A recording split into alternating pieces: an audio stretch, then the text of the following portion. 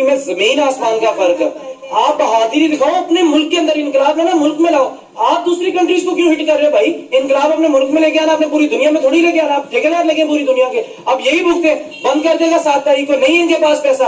मैं दावे के साथ कह सकता हूँ $850 बिलियन इनके पास रिजर्व नहीं पड़े हुए भाई। ये इलेक्शन करवाएंगे कि अडानी को देंगे? अडानी को कैसे मना सकते थे? अगर इनका कारोबार चल रहा होता, अगर इनके टके की वैल्यू 3 रुपए होती, ये इन पे कर्जा भी ना चढ़ता, ये दे सकते थे। जिस तरह हम अमेरिका के लिए कॉलोनी है, इसी तरह बांग्लादेश इंडिया के लिए कॉलोनी है, और इंडिया चाह रहा था कि वहां पे उसी का ही असल रसूख हो, जिस तरह अमेरिका हमारे पाकिस्तान में अपना असल रसूख इस्तेमाल करता है। तो उन्होंने अपने फवायद के लिए, अपने फायदे के लिए बांग्लादेश में इन्वेस्ट किया ताकि हमारा राज रहे वहां पे, और उन्होंने अपने पैसे के बलबूते पे ये किया है, और हसीना वाजे ने ये करने दिया है। बांग्लादेश का इलेक्शन नहीं होने जा रहा है, इनके पास पैसा नहीं है, और इनको नहीं कोई भी देगा पैसा। ये अगर अमेरिका के गुलाम बनेंगे, उनको फिर पैसा वहां से मिलेगा। और अमेरिका भी इतना पागल नहीं है कि अपने इतने बड़े स्टेक होल्डर को, इंडिया को छोड़ के, अपने दोस्त को छोड़ के बांग्लादेश की तरफ आएगा। अब इनके पास जो 14 बेड़ी जहाज बचे हैं जिसपे ये तिजारत करते हैं ना, ये अडानी अब उसको लेगा। ये आप देखते जाए आगे होता क्या है। बांग्लादेश में अभी पिछले दिनों जो हंगामा हुई है, उसमें सारा हाथ तो इंडिया का था। इंडिया इसके पीछे है, शेख हसीना को भी सारा सपोर्ट करने वाला वही था, इंडिया ही। फिर उसकी जो गवर्नमेंट है, वो स्टूडेंट ने जो है ना वो गिराई। इस मामले में सारा हाथ इंडिया पे जाता है। दूसरे मुल्क जो है ना, उनको ये नहीं, इंडिया को यही लगता है नेपाल और बांग्लादेश ये ऊपर ना जाए। पाकिस्तान के साथ भी उसका यही मामला आता है। इनके 80% जो शेयर है वो इंडिया से आए हुए हैं, बांग्लादेश के। पावर सेक्टर अडानी ग्रुप का है। ये आप इस चीज को कितने आप गौर से समझे कि अडानी ग्रुप एक ग्रुप है, उसके 70% जो है वो बिजली दे रहा है बांग्लादेश को, इंडियन नहीं दे रहे। मतलब इंडिया की कंट्री नहीं दे रहा, सिंगल पर्सन, एक इंडिया का बिजनेसमैन उनको दे रहा है। बांग्लादेश के अंदर अडानी ग्रुप का पावर प्लांट है, जो कि बड़े अरसे से बांग्लादेश को पावर सप्लाई का काम कर रहा था।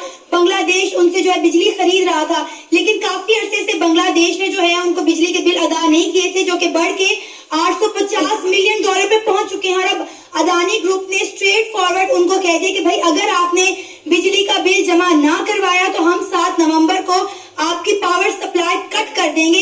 क्या कहना चाहेंगे आप इस सारे मामले को कैसे देखते हैं? देखिए, सबसे पहले तो जब से बांग्लादेश में इनकलाब चला है, मैं बड़ा क्लोजली इसको फॉलो कर रहा हूँ, और मैं इनकी पल पल की जो खबरें उन पे बड़े गहरी निगाह रख के बैठा हूँ कि बांग्लादेश हमारा पड़ोसी मुल्क है, क्या होने जा रहा है उसमें। देखिए, अडानी का ये रिएक्शन आना ही था।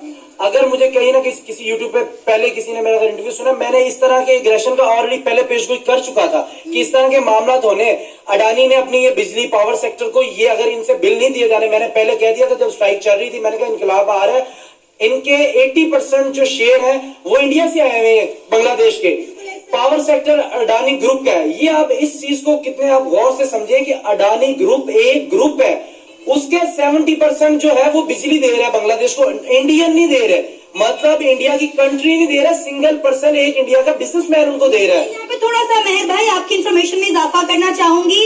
इंडिया के भी कई ऐसे सरकारी इदारे हैं जो बांग्लादेश को हेल्प आउट कर रहे हैं, वहां से भी बिजली आती है। यानी कि 60% जो है वो अडानी दे रहा है। मैं ये कहना चाह रहा हूँ, वो दे रहे हैं 60% अडानी दे रहा है, 20% नेपाल दे रहा है, लेकिन वो इंडिया के ही रास्ते दे रहा है। क्योंकि नरेंद्र मोदी ने वहां प्लांट लगा दिया था जब नेपाल को जरूरत थी। क्योंकि नरेंद्र मोदी की मैंने बात देखी है, वो जिस भी अपने पड़ोसी मुल्क को जरूरत होती किसी चीजों की, वो फाइनली ये नहीं कि भी आप ये हेल्प, वो टोटली उनको लगा के दे देते हैं। वो नेपाल के पास बिजली स्टॉक नहीं हो पा रही थी, उन्होंने कहा हमें नहीं चाहिए इंडिया ने, उन्होंने कहा बांग्लादेश को दे दो। अब अडानी के अलावा नेपाल भी सोच रहा है कि भाई उनके $850 बिलियन नहीं दे रहा, तो शायद हमारे पैसे भी ना खा जाए।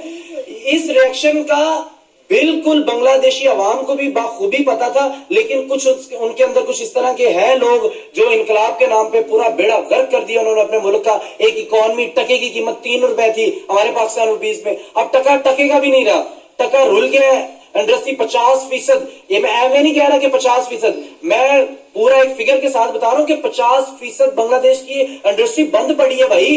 अगर अडानी ने 7 नवंबर को अगर उसने पावर प्लांट बंद कर दिया तो 60% पूरे का पूरा बांग्लादेश, और हाँ अडानी की जो बिजली है वो भी इनके सारी जो जा रही है वो इंडस्ट्रियल एरिया में जा रही है, ज्यादा यूज भी इंडस्ट्रियल एरिया। सर आपको पता है पहले उन्होंने 31 अक्टूबर की डेट दी थी कि भाई आप 31 अक्टूबर तक अपने जो बिल है वो जमा करवाएं, फिर उन्होंने 7 दिन बांग्लादेश के कई शहर जो है वो अंधेरे में डूब जाएंगे। और इंडस्ट्रीज का अगर आप बात करें तो आपको पता है इंडिया की जो है वो 80% इंडस्ट्री ऑलरेडी बांग्लादेश के अंदर काम कर रही थी। जो उन्होंने शेख हसीना वाजिद का तख्ता पलटने बाद इन्होंने आपको पता है कितना काम बंद कर दिया, हिंदू कम्युनिटी के साथ क्या किया, इंडिया को बोला कि